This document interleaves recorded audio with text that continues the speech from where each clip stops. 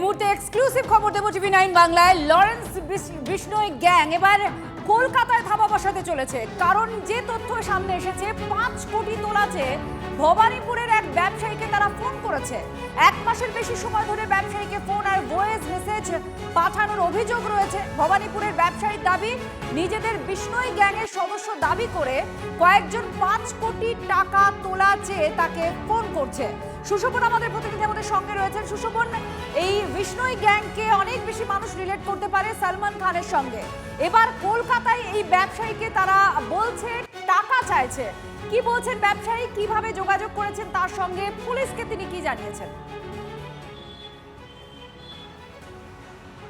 দেখো, পুলিশ এসে পুরো বিষয়টা জানিয়ে অভিযোগ দায়ের করেছে।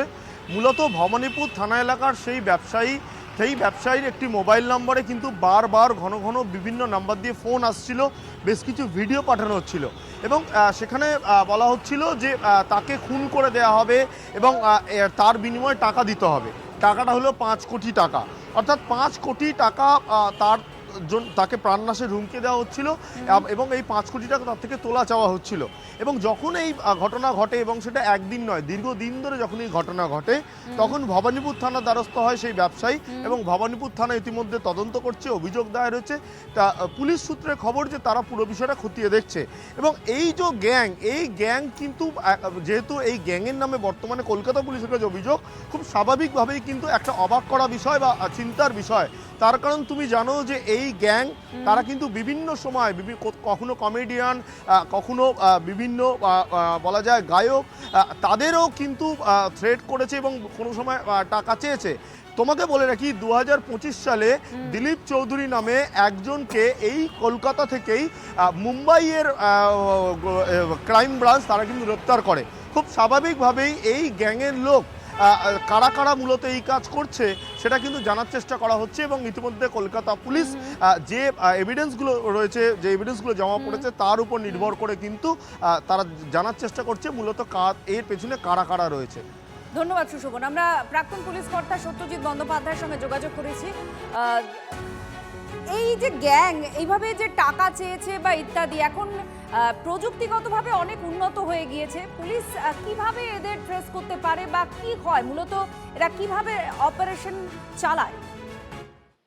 দেখুন, এই যেই টিমটার কথা বলছেন, এরা খুব বিখ্যাত টিম ভারতবর্ষের। কারণ টাকা তোলার ব্যাপারে এদের প্রচন্ড পরিমাণে নামডাক রয়েছে। এবং দ্বিতীয় কথা হচ্ছে, এখন টেকনোলজি আমাদের প্রচন্ড পরিমাণে উন্নত। কিভাবে ভদ্রলোকের কাছ থেকে টাকাটা চাইলো, মোবাইল ফোন কিংবা কোনো হোয়াটসঅ্যাপ চ্যাট কিংবা কিভাবে চাইলো কিংবা কারো মাধ্যমে চাইলো, কাউকে দিয়ে বলানো হলো, এই প্রত্যেকটা জিনিস ওই জোনের ইনভেস্টিগেশন জোনে আসবে এবং আলটিমেটলি টোটাল কথাবার্তাগুলো রেকর্ডিং তোলা হবে এবং কোন লেভেল থেকে বলা হয়েছে, কে বলেছে, এটা জানতে বেসিক্যালি খুব বেশি হলে 10 মিনিট সময় লাগবে। কারা কারা রেসপন্সিবল টিম আছে, কারা কারা বলছে, কি জন্য বলছে, তাদের টোটাল ভার্সনটা পুলিশের কাছে চলে আসবে। আমাদের কলকাতা পুলিশের এসটিএফ, রাজ্য পুলিশের এসটিএফ এর কাছে টেকনোলজি প্রচুর ব্রিলিয়ান্ট অফিসাররা বসে আছেন ওখানে। আমার মনে হয় এটা খুব শীঘ্রই যারা যারা করেছে তাদেরকে ধরা হবে। ভারতবর্ষের যে কোনো প্রান্তেই থাকুক না কেন, তাদেরকে আইডেন্টিফাই করে তাদেরকে অ্যারেস্টও করা হবে এবং অ্যাকুরেট সেকশনে তাদেরকে কেস লিপিবদ্ধ করে, অলরেডি কেস লিপিবদ্ধ হয়েছে, কারণ নাহলে তার এসটিএফ কিংবা ডিটেকটিভ ডিপার্টমেন্টের অফিসাররা স্পটে পৌঁছবে না। এই জিনিসগুলো আটকানোর জন্যই তো গুন্ডা দমন আইনের দরকার ছিল, যে 12 মাস তাদেরকে নিশ্চিতভাবে লকআপে রাখা যাবে এবং তাদের সবকিছু যখন ধরা পড়বে সবকিছুই তাদের বাজেয়াপ্ত হবে এবং ট্রেজারিতে জমা হবে সেই টাকা। ধন্যবাদ। এই কঠিন